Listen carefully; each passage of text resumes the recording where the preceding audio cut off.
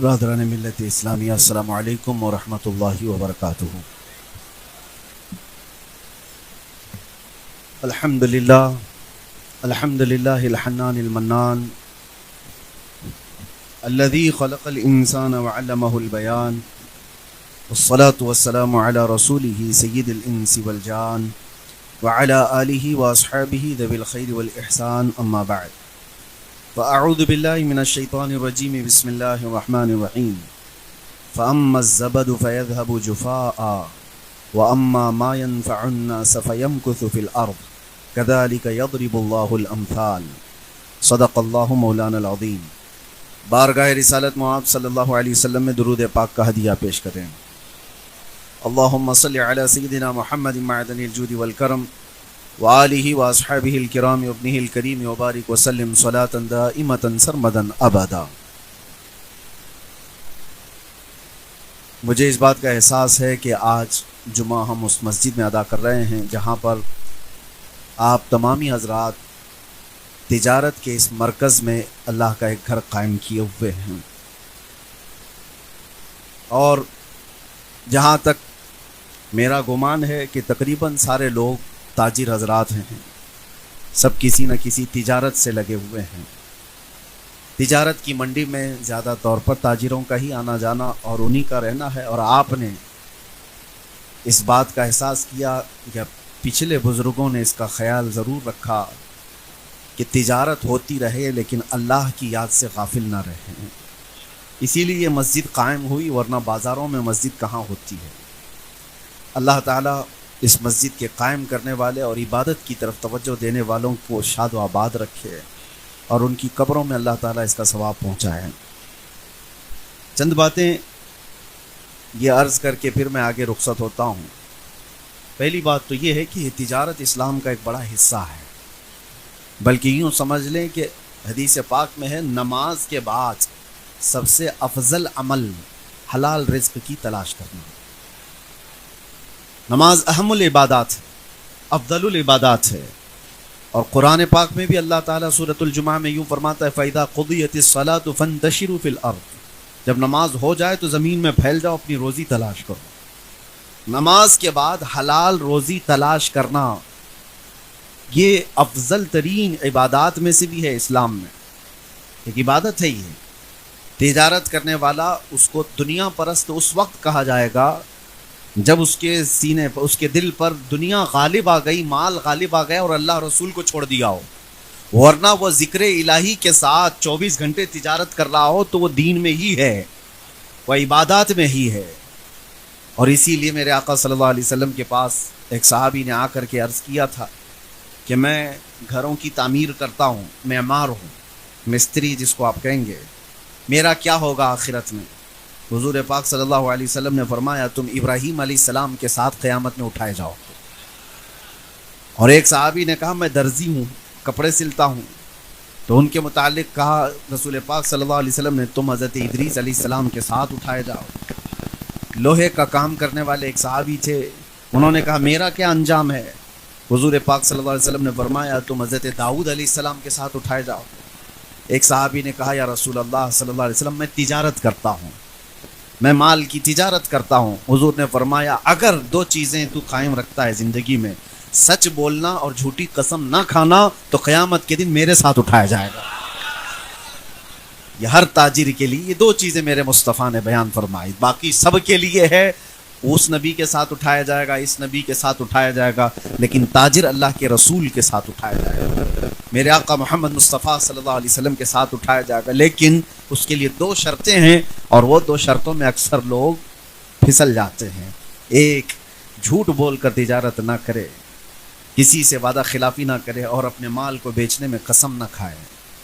جیسے سارے اکثر لوگوں کا ایک طریقہ یہ بنا ہوا ہے کہ قسم کھا کر کے اپنے مال کو پکا کر دکھانے کے لیے اور مضبوط کرنے کے لیے اللہ کی قسمیں کھاتے ہیں۔ اللہ کی قسم یہ مجھ کو اتنے میں پڑا ہی نہیں ہے، یہ اتنے کا مجھے پرورتا ہی نہیں ہے، فلاں فلاں، یہ جو جملے تاجروں کے اندر مشہور ہیں۔ ہاں اگر ان چیزوں سے وہ بچ گیا۔ اور ایک خاص بات میں آپ کو بتاؤں کہ حضور پاک صلی اللہ علیہ وسلم نے فرمایا برکت کے برکت کے اللہ تعالیٰ نے 10 حصے پورے زمین پر اتارے، جس میں سے ایک حصہ اللہ تعالیٰ نے سارے کام کاج میں رکھے ہیں۔ جاب کرنے والے، کھیتی باڑی کرنے والے، زراعت والے، جتنے بھی کام ہیں ان میں برکت کا ایک حصہ، اور تجارت میں 9 حصے اللہ نے رکھے۔ برکت کے 9 حصے اللہ نے تجارت میں رکھے۔ اسی لیے مسلمانوں کو یہ کہا جاتا تھا کہ چھوٹا سا بھی حصہ کیوں نہ ہو تجارت کرو، چاہے وہ ٹوپی بیچنا ہو کہ مسواک بیچنا ہو۔ تجارت میں اللہ تعالیٰ نے برکت رکھا۔ اس کی وجہ کیا ہے میں آپ کو بتاؤں۔ میں نوکری پیشہ لوگوں کے خلاف نہیں بولتا، لیکن دونوں میں بڑا فرق ہے۔ نوکری کرنے والا، ایک جاب کرنے والا کسی بڑی کمپنی میں ہو، چھوٹی کمپنی میں ہو، اور ایک تجارت کرنے والا، دونوں میں بڑا فرق ہے۔ فرق یہ ہے کہ نوکری کرنے والے کی فکس اماؤنٹ آتی ہے۔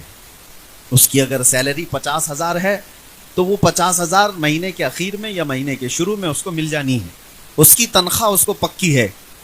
تو جاب کرنے والے کی تنخواہ اس کو پکا ملنے والی ہے، اسی لیے وہ زیادہ ٹینشن لیتا ہی نہیں، اس کو کسی کی فکر نہیں۔ مہینہ ختم ہوتے میری سیلری آ جائے گی۔ گورنمنٹ جتنے بھی جاب کرنے والے لوگ ہیں ان کو اکثر ہم نے دیکھا ہے کہ وہ کمفرٹ زون میں جینے کے عادی ہو گئے ہیں، بالکل آرام سے، ان کو کوئی دوسری چیزیں چاہیے نہیں۔ بھائی میں گورنمنٹ امپلائی ہوں، مہینے کے ختم میں میری 50,000 1,00,000 سیلری آ جاتی ہے، ان کو نہ فاتحہ درود کی ضرورت ہے، نہ گھر میں کچھ اگربتی جلانے کی ضرورت ہے، ٹینشن ہی نہیں ہے، تنخواہ آ رہی ہے۔ اور ادھر تاجر کا حال یہ ہے، 50,000 بھی کسی بزنس میں لگایا تو روز دل دھڑکتا رہتا ہے، لگ کے آئے گا کہ ڈوب جائے گا، یہ ڈوبے گا کہ آئے گا، ڈوبے گا کہ آئے گا۔ روزانہ یہ دعاؤں میں بھی ہے، علماء کے پاس بھی ہے، فاتحہ درود بھی گھر میں ہے، اور اللہ سے لگا ہوا ہے کہ مولا میرے مال کو نقصان ہونے سے بچا لے۔ تو اس کا تعلق اللہ سے زیادہ بڑھ جاتا ہے۔ اسی لیے کہا گیا ہے نوکری پیشے والے سے زیادہ تاجر کا توکل اللہ کی ذات پر ہوتا ہے، اللہ کی ذات پر اس کا یقین زیادہ ہو جاتا ہے۔ ڈوبتا ہے تو بھی، فائدے میں آتا ہے تو بھی اللہ کے حوالے وہ کر دیتا ہے۔ اور اکثر آپ نے دیکھا ہوگا اسی لیے بہت ساری جگہوں پر جاب کرنے والے لوگ مسجدیں کم بنائے ہیں، تجارت پیشہ والے لوگ اکثر مسجدیں بھی قائم رکھتے ہیں۔ اللہ تبارک و تعالیٰ سچے ایماندار تاجروں میں آپ سب کا بھی شمار فرمائے، اور ہمیں بھی اللہ تعالیٰ اس میں شامل رکھے۔ میرے آقا صلی اللہ تعالیٰ علیہ وسلم نے تجارت کو فروغ دینے کے لیے خود بھی تجارت فرمائی۔ حضور پاک صلی اللہ تعالیٰ علیہ وسلم صرف 12 سال کی عمر میں تجارت کے سفر پر نکلے تھے۔ 12 سال کی عمر میں پہلی تجارت کا سفر آپ نے کیا ہے، تو اللہ کے نبی صلی اللہ علیہ وسلم نے جس میں قدم رکھا ہے وہ میدان کبھی برکت سے خالی ہو نہیں سکتا۔ آج میں نے ایک آیت آپ کے سامنے تلاوت کی ہے۔ اللہ تعالیٰ فرماتا ہے فَأَمَّا الزَّبَدُ فَيَذْهَبُ جُفَاءً وَأَمَّا مَا يَنفَعُ النَّاسَ فَيَمْكُثُ فِي الْأَرْضِ۔ جو نفع دینے والا ہے لوگوں کو اس کا، اور جو کچرا ہے اس کا۔ قرآن کہتا ہے، یہ 13ویں پارے کی آیت ہے سورۃ الرعد میں، اللہ فرماتا ہے جو جھاگ ہے وہ اڑ کے چلا جائے گا۔ جھاگ سمجھتے ہیں؟ جھاگ جو سمندر کے اوپر آ جائے، کف جس کو کہیں، فینا کہتے ہیں، کئی جگہ پر الگ الگ باتیں ہیں، جو ہوا میں اڑ جاتا ہے۔ وائٹ وائٹ تو دکھتا ہے لیکن وہ اڑ جاتا ہے۔ قرآن یہی کہہ رہا ہے کہ یہ جھاگ اڑ جائے گا۔ وَأَمَّا مَا يَنفَعُ النَّاسَ، اور جو نفع دینے والی چیز ہے، فَيَمْكُثُ فِي الْأَرْضِ، وہ زمین میں ہمیشہ برقرار رہتا ہے، زمین میں قائم رہتا ہے۔ نفع دینے والے بنو، جھاگ نہ بنو۔ جو کسی کام کی ہی زندگی نہیں ہے، ایسی زندگی گزار کے فائدہ بھی کیا ہے؟ اگر دنیا میں آئے ہو تو کوئی ایسا کام کر جاؤ جو امت کو نفع دے، جو انسانیت کو نفع دے۔ ہمارے پاس آج وہ تاریخیں موجود ہیں۔ اسی لیے میرے آقا صلی اللہ تعالیٰ علیہ وسلم نے حدیث میں کیا فرمایا؟ من سن سنتا حسنتا فلہ اجرہا واجر من عمل بہا۔ جس نے کوئی نیا طریقہ ایجاد کیا اچھا، اس کا ایجاد کرنے کا ثواب بھی اسے ملے گا، اور جب تک قیامت تک اس ایجاد کیے ہوئے طریقے پر لوگ عمل کرتے رہیں گے ان سب کا ثواب بھی ایجاد کرنے والے کو ملے گا۔ کسی نے اگر کوئی ایک مسجد تعمیر کی ہے تو مسجد تعمیر کرنے کا ثواب تو ہے، لیکن لاکھوں جو سجدے اس میں ہوتے رہیں گے ان کا ثواب بھی اسے دیا جاتا رہے گا۔ کریٹیویٹی جس کو کہا جائے، ایجادات جس کو کہا جائے، یہ مسلمانوں کا ایک خاص حصہ تھا۔ آج بانجھ بنا دیا گیا امت کو۔ آج ہمارے حالات یہ ہو گئے ہیں کہ ان سے کوئی چیز امید ہی نہیں رکھی جا رہی ہے، حالانکہ ماضی قریب تک ہماری ترقیات کا دور اتنا سنہرا تھا، اتنا سنہرا جس کو تاریخ کبھی بھلا نہیں سکتی۔ میں آج مسلمان نوجوانوں سے اور جتنے بھی اہل ثروت حضرات ہیں ان سے بھی یہ گزارش کروں گا، اللہ نے جس میدان میں آپ کو طاقت دی ہے اس میدان میں کوئی ایسی ترقی کر جاؤ کہ تمہارے آنے کا زمین پر کوئی مطلب رہے، اس زندگی کا کوئی معنی تو رہے، ورنہ یوں آئے اور یوں چلے گئے۔ اسی لیے شاعر نے کہا ہے موت اس کی جس کا کرے زمانہ افسوس، یوں تو یہاں آئے ہیں سبھی مرنے کے لیے۔ جس کے جانے کے بعد امت میں ایک خلا واقع ہو جائے، جس کے جانے کے بعد دنیا اس کے غم میں روئے، جس کے جانے کے بعد دنیا کو محسوس ہو کہ کوئی بہت بڑی چیز گئی ہے، ورنہ ہماری زندگی ایسی نہ ہو کہ جنازہ جانے کے بعد لوگ یہ کہیں دھرتی کا بوجھ چلا گیا، زمین کا کچرا ختم ہو گیا۔ عزیزان گرامی وقار، آپ کی زندگی سے متعلق اور ہماری زندگی سے متعلق ایک بات میں عرض کرتا ہوں۔ مولانا جلال الدین رومی رحمۃ اللہ تعالی علیہ بیان فرماتے ہیں ایک بہت عظیم چیز ہے، بہت عظیم چیز ہے۔ خاص طور پر ایک واقعہ انہوں نے بیان کیا ہے۔ ایک ملک ایسا ہے، ایک ملک ایسا افریقہ کا ملک، شروع میں انہوں نے ایسی بیان کیا کہ جہاں کی حکومت کا طریقہ بالکل الگ ہے۔ وہ ایک ملک ایسا ہے، ان کی حکومت کا طریقہ ایسا ہے کہ ایک سال ہی بادشاہ رہتا ہے کوئی، اور بادشاہ بنانے کا طریقہ ایسا ہے کہ ملک کے جتنے بھی ذمہ دار حضرات ہیں وہ ملک کی سرحد پر جا کر، باؤنڈری پر جا کر سال کی پہلی تاریخ میں کھڑے ہو جاتے ہیں رات کو، اور صبح جیسے ہوتی ہے جو شخص ملک میں پہلے داخل ہوا وہ ان کا بادشاہ ہے، جو بھی مسافر آیا، کوئی بھی آیا، وہ ان کا بادشاہ ہے۔ لیکن اس بادشاہ کو پہلے بتا دیتے ہیں کہ آپ ہمارے بادشاہ ہو، آپ کو ہم تخت پر بٹھائیں گے، تاج پہنائیں گے، ساری اختیارات آپ کو دیں گے، لیکن سال گزر جائے گا پورا تو آپ کو اٹھا کر لے جا کر ایک جنگل میں چھوڑ دیں گے، اور وہ جنگل اتنا خطرناک کہ جہاں بھیڑیے ہیں، درندے ہیں، جانور ہیں، پھاڑ کھائیں گے، ختم ہو جائے گا۔ تو جو اس بات کو منظور کرتا ہے بادشاہ کی کرسی پہ بیٹھتا ہے، اور جو کہتا ہے نہیں مجھے نہیں چاہیے اسے چھوڑ دیا جاتا ہے، دوسرے کا انتظار۔ ہر سال کا ان کا معمول تھا یہ، جس کو بھی تاریخ میں پہلی تاریخ میں ملک میں داخل ہوتا دیکھتے اس کو بادشاہ بناتے، لیکن پہلے سے بتا دیتے تھے کہ سال بھر کے بعد ہونا کیا ہے۔ ایک سال ایسا بھی آیا کہ جب ایک بادشاہ کو وہ جنگل میں چھوڑا ہے، درندے کھا چکے ہوں گے، خوفناک جنگل تھا، نئی تاریخ میں نئے بادشاہ کو چننا تھا، ملک کی سرحد پر آ کر بڑے لوگ کھڑے ہو گئے۔ اتفاق ایسا ہوا کہ صبح صبح پہلی تاریخ ہے، اور جو شخص داخل ہو رہا تھا وہ ایک عالم ربانی تھا، دیندار شخص رہا، اور آتے ہی انہوں نے نعرہ لگایا کہ آپ ہم کو بادشاہ مل گیا، بادشاہ مل گیا۔ جانتے پہچانتے نہیں تھے، لیکن پھر بھی کہا، اس عالم نے کہا کہ کس کا بادشاہ، کیوں نعرے لگا رہے ہو؟ انہوں نے کہا ہمارا نیم ہے، ہمارا دستور ہے، سال کی پہلی تاریخ میں جو ہمارے ملک میں پہلا شخص داخل ہوتا ہے وہ ہمارا بادشاہ ہوتا ہے۔ انہوں نے پوچھا تو پھر کیا کرتے ہو؟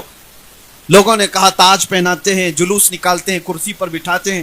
کہا پھر کیا کرتے ہو؟ کہا ساری فوج آپ کی، سارے وزیر آپ کے، سارا ملک آپ کے اختیار میں۔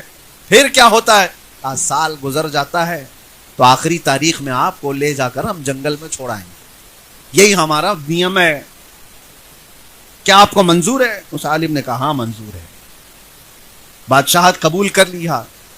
ویسے تو انسانوں کی فطرت ہے، کارپوریٹر بھی اگر بننا چاہے تو کون منع کرتا ہے، اگر چھوٹا سا عہدہ بھی مل جائے کون منع کون کرتا ہے، لیکن اس کو قائم کون رکھتا ہے، یہ اپنے کمال کی بات ہے۔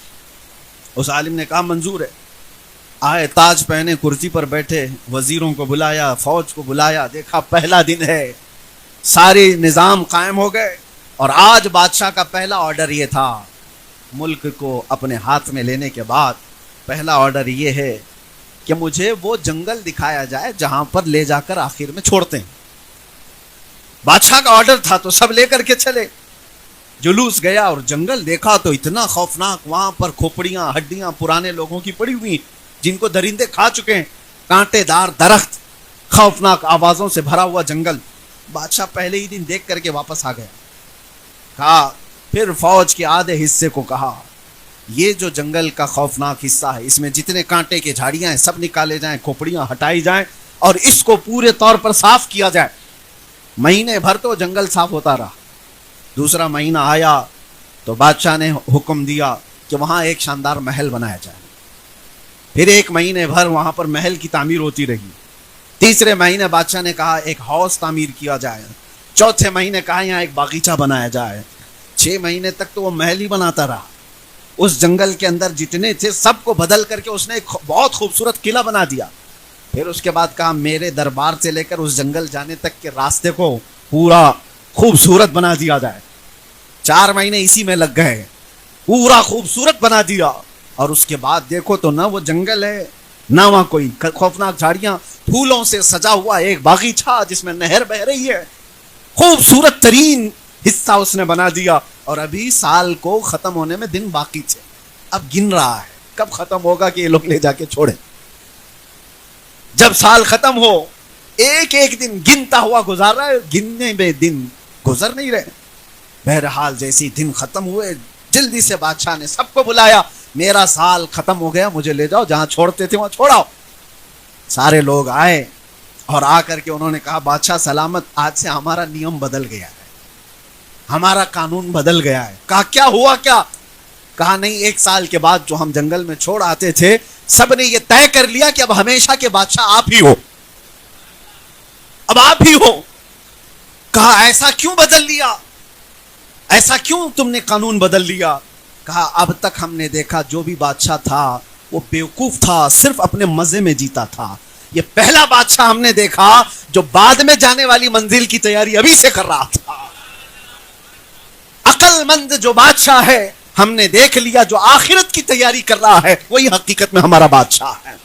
مولانا جلال الدین رومی یہ واقعہ بیان کر کے کہتے ہیں اے پڑھنے والے, یہ کوئی ملک کا قانون نہیں ہے, یہ پوری دنیا کا قانون ہے. دنیا میں جب تم آتے ہو تو ہر کوئی تمہیں بادشاہ بنا دیتا ہے.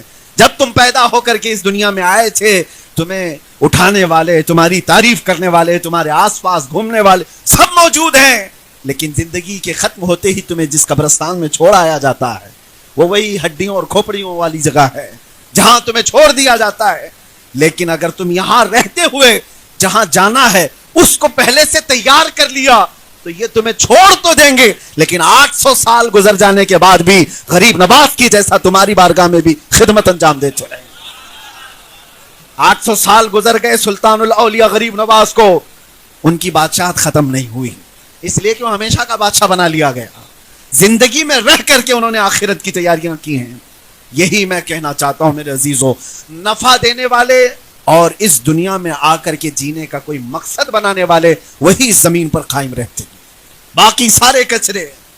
قبرستان میں جاؤ تو تختیاں بھی بجھ گئی ہوں گی, قبروں کے پتہ بھی نہیں حالات, کون گیا کتنے سال پرانا ہے.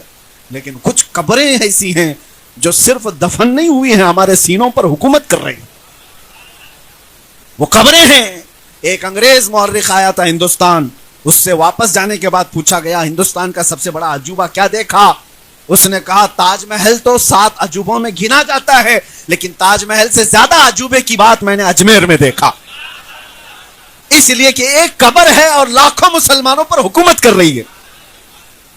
میرے عزیزو, یہ وہ لوگ ہیں جو دنیا میں رہ کر کے نفع پہنچاتے رہے اور ان کی زندگیاں ختم نہیں ہوتی, ان کی زندگیاں اللہ تبارک و تعالیٰ قائم رکھتا ہے. آج مجھے افسوس ہوتا ہے ان نوجوانوں کی زندگیوں کو دیکھ کر کہ جن کی زندگیاں 40 کو پہنچ گئیں, آج تک وہ اپنے بچوں کے لیے کچھ نہیں کر سکے, وہ اپنے آس پاس کچھ نہیں کر سکے. تو زندگی جینے کا مقصد کیا رہا؟ اس دنیا میں آنے کا تم نے کس کو نفع پہنچایا؟ یہ ایک فکر کے ساتھ جیتا رہے. میرے آقا صلی اللہ علیہ وسلم کی حدیث ہے, میں آپ کو سناؤں. من لم یہتم بامرنا فلیس منا. حضور فرماتے ہیں جو میری امت کے نفع کے بارے میں نہیں سوچا وہ میری امت میں سے نہیں ہے. جو اس حال میں صبح کیا کہ میری امت کی بھلائی کا نہیں سوچا, حضور فرماتے ہیں وہ ہم میں سے نہیں ہے. کتنے لوگ ایسے ہیں جو نفع کا سوچتے ہیں, کتنے لوگ ایسے ہیں. آج میرے پاس ایک کتاب تھی, ماذا قدم المسلمون للعالم, کافی بڑی کتاب, اور اس میں اتنے ذخیرے لکھے ہوئے تھے, پڑھ کر کے حیرت ہوتی ہے. ہر مسلمان نوجوان کو پڑھنا چاہیے. ٹاپک یہ ہے کہ مسلمانوں نے دنیا کو کیا دیا. ایک بہت بڑا ٹاپک ہے. ہمارے پرکھوں نے, ہمارے علماء نے, ہمارے دانشوروں نے اس دنیا کی ترقیات میں کیا حصہ لیا.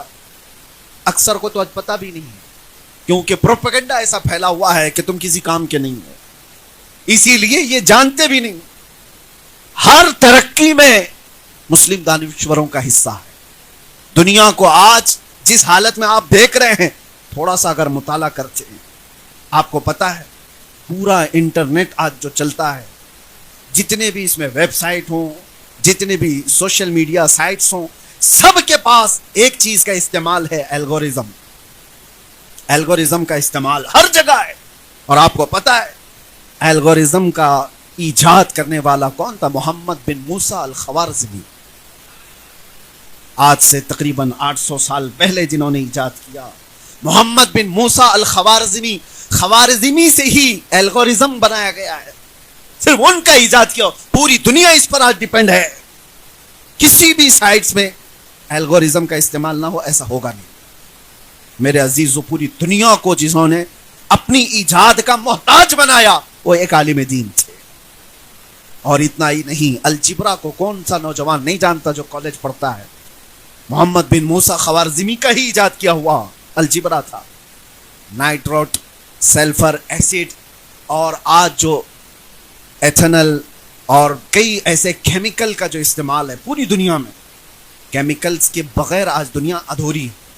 تمہارے صابن، پیسٹ، دوائیوں سے لے کر ہر چیز میں، حتیٰ کہ پرفیومز میں جو استعمال کیا جاتا ہے.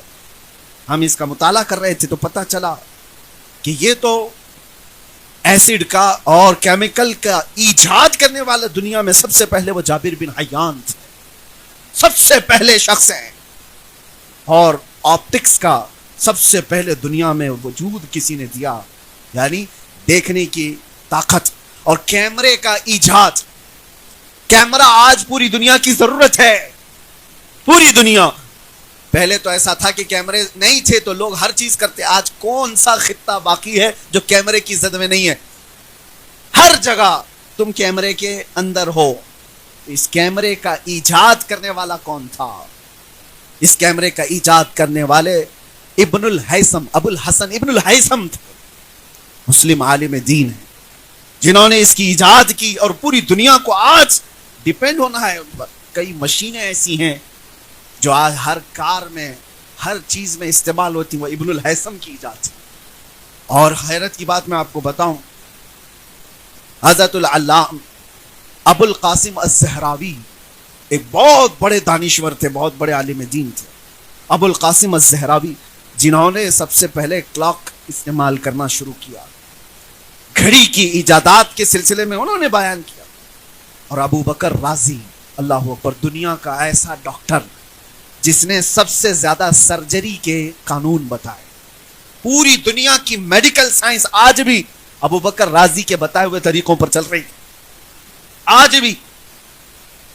اور ابو علی سینا کی لکھی ہوئی کتابیں بچوں کے امراض کے سلسلے میں ڈاکٹرز اگر پڑھے ہوں گے تو یہ اور بات ہے کہ تاریخ مٹائی گئی ہے، ان کے ایجادات کی کہانیاں چھپا دی گئیں. لیکن بنیاد کس کی ہے؟ بنیاد رکھنے والے وہ مسلم علماء تھے جنہوں نے نفع دیا، اپنی زندگی سے نفع پہنچایا ہے پوری دنیا کو. اور آپ کو یہ پتا ہے آج سب سے زیادہ تیز سفر کوئی ہے وہ تو ایروپلین کا سفر ہے، ہوائی سفر ہے. پوری دنیا آج ہوائی سفر میں گلوبل ویلیج میں آ گئی ہے. ایک دیہات کی طرح بن گئی پوری دنیا، جب چاہے ادھر سے ادھر ہو جائے. پوری دنیا کے لاکھوں کلومیٹر کو سمیٹ دیا گیا ایروپلین کے سفر نے.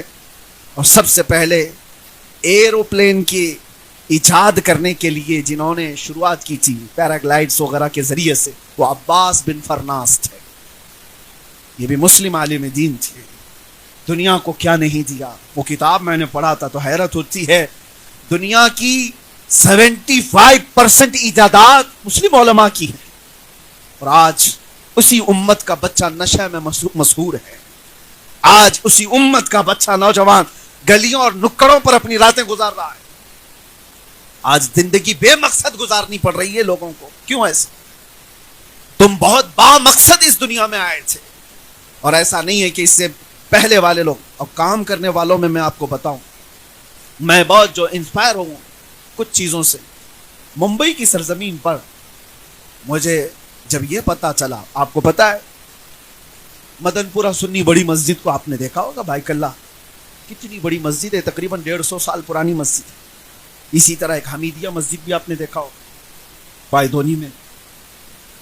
یہ مسجد اور مسافر خانہ کراپرڈ مارکیٹ کا سابو صدیق مسافر خانہ، بھائی کلا میں سابو صدیق پولی ٹیکنیکل، ہاسپٹل، کالج، یہ 4 سے 5 بڑی بڑی عمارتیں جو تقریباً 100 سال پرانی ہیں، یہ 100 سال پرانی، ان سب کو بنانے والا ایک ہی شخص تھا، ایک ہی شخص۔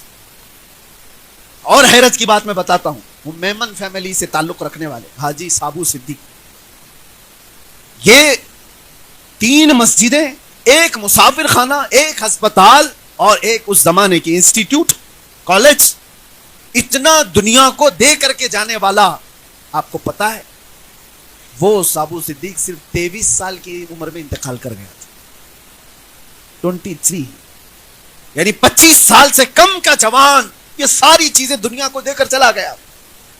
لاکھوں سجدے ان مساجد میں آج بھی ہوتے ہیں۔ جوان ہو تو ایسا ہو جو امت کو نفع دے کر جائے، زندگی ہو تو ایسی جو لاکھوں کو فائدہ پہنچا کر جائے۔ اسی طرح سے میں پڑھ رہا تھا، آزادی کی تحریک جب چھڑی تھی ہندوستان میں، آج ہم جو آزادی کی سانس لے رہے ہیں اس میں 1 2 نہیں 30,000 علماء کی قربانیاں شامل ہیں۔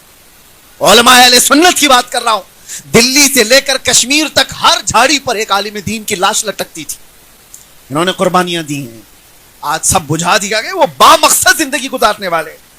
اور آپ کو اسی تاریخ کے حصے میں ایک اور عظیم انسان کی میں نے تاریخ پڑھی، ڈاکٹر مختار انصاری کا بھی نام سنا ہوگا۔ اس زمانے میں یہ انگلینڈ سے پڑھ کر کے ڈاکٹریٹ کر کے آئے ہوئے ایک ڈاکٹر، مسلمان خاندان سے تعلق رکھنے والے ڈاکٹر تھے، ترکی میں خلافت کے سقوط کے بعد بڑی خدمات انجام دینے والا شخص، لیکن ہندوستان میں آئے تو ہم ہمی تھی، آزادی کی تحریکیں چل رہی تھی، جھگڑے فسادات تھے۔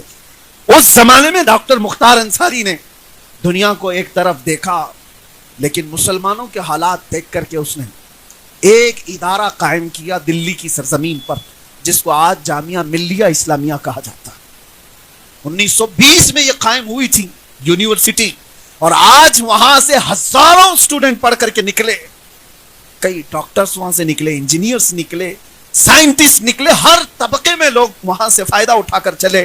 ایک شخص کی سوچ ہے جو ہزاروں کو علم سے آشنا کرا رہا، ایک شخص نے، اور اس ہمہ ہمی میں ساری چیزیں چھوڑ کر ایجاد تو کیا۔ اس طرح سے وہ لوگ تھے جو امت کو نفع دے کر کے گئے، قوم کو نفع دیا، بلکہ ملک کی ترقی میں حصہ لیا۔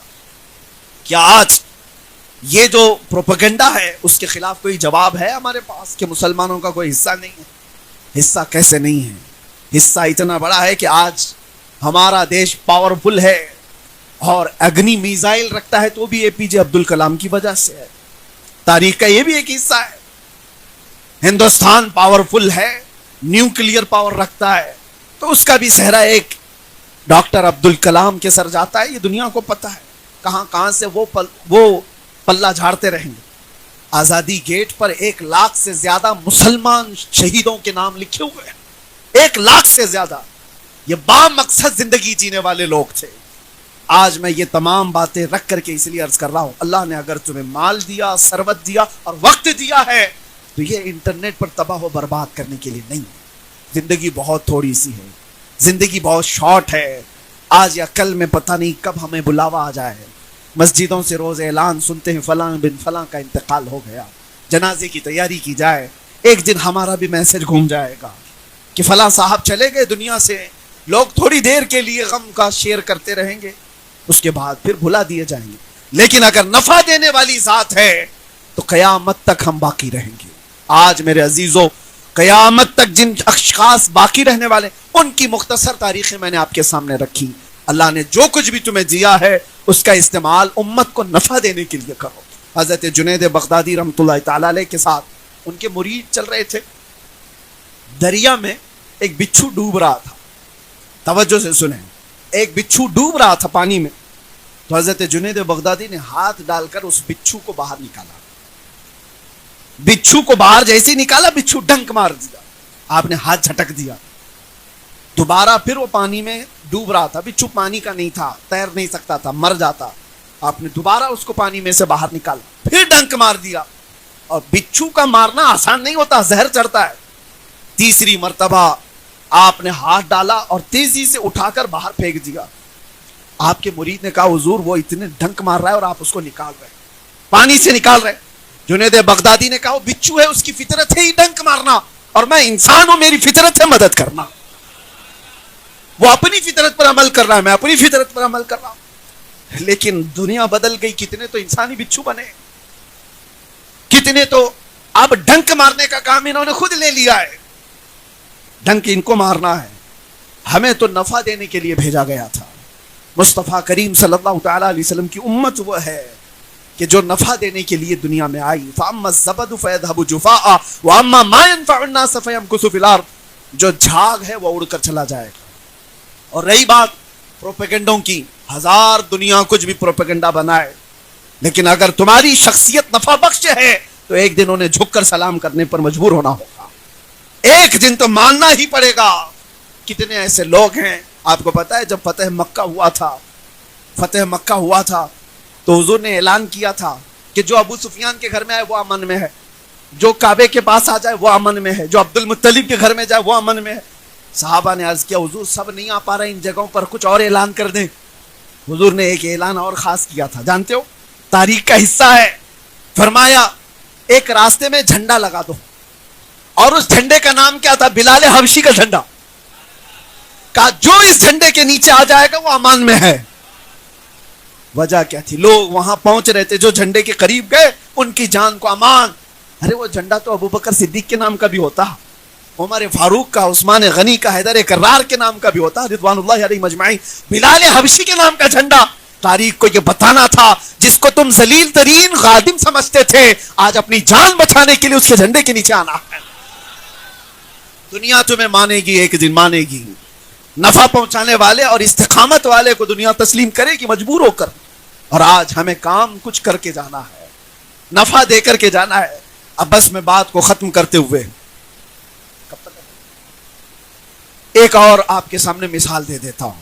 اکثر ایسا ہوتا ہے, اکثر ہماری زندگیوں میں چیزیں پیش آتی ہیں. ابراہیم بن ادھم رضی اللہ تعالیٰ عنہ کسی راستے سے گزر رہے تھے, انہوں نے دیکھا ایک جنگل میں لومڑی ہے جس کے ہاتھ پیر کٹے ہوئے ہیں, لیکن صحت مند ہے. چاروں پیر نہیں ہے, پڑی ہوئی ہے, صحت مند ہے. کہا اگر چار پیر نہیں ہے تو چلتی کیسے, کھاتی کیسے, اور یہ صحت کیسی ہے اس کی, موٹی تازی کیسی ہے؟ تو غور سے دیکھنے لگے. دیکھا تو ایک کوا آتا ہے منہ میں روٹی لے کر اور اس لومڑی کو کھلاتا ہے اور چلا جاتا ہے. ہر گھنٹے پر کوا آتا ہے, کچھ نہ کچھ چیزیں لاتا ہے, لومڑی کو کھلاتا ہے اور چلا جاتا ہے, اور لومڑی پڑی ہوئی ہے اور مست ہے. کہا اس کی اور اس کی برادری کا کوئی تعلق ہی نہیں. لومڑی الگ قسم ہے, کوا الگ قسم ہے, لیکن یہ اللہ کا نظام دیکھو, یہ خالق کا نظام ہے, مجبور کو کھلا رہا ہے. ابراہیم بن ادھم نے دیکھا میرا رب جب معذور لومڑی کو کھلاتا ہے تو میں اشرف المخلوقات ہوں, مجھے کیوں نہیں کھلائے گا؟ آپ نے دنیا سے کنارہ کشی اختیار کر لی, سب کو چھوڑ دیا اور اپنے ہاتھوں کو اور پیروں کو زنجیر میں باندھ کر خود بھی پڑے رہے.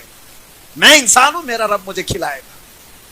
اور اس کے بعد دن بھر پڑے رہے, کوئی کوا نہیں آیا. دوسرا دن بھی گزر گیا, کوئی نہیں آیا کھلانے کے. بھوک اور پیاس کی شدت بڑھتی گئی. تیسرا دن آیا, کچھ نہیں ملا. حضرت شفیق بلخی اس زمانے کے بزرگ ہیں, انہوں نے لوگوں سے پوچھا ابراہیم کا کیا حال ہے, کہاں ہے؟ لوگوں نے کہا سنا ہے حضور انہوں نے اپنے ہاتھوں پیروں کو زنجیروں سے باندھ کر دنیا سے کنارہ کشی اختیار کر لی. کہا اچھا, تو وہ آئے. شفیق بلخی نے دیکھا, کہا اس حالت میں پڑے کہ پیٹ پیٹ سے لگا ہوا ہے, کمزوری آ گئی. پوچھا ابراہیم کیا حال ہے تمہارا؟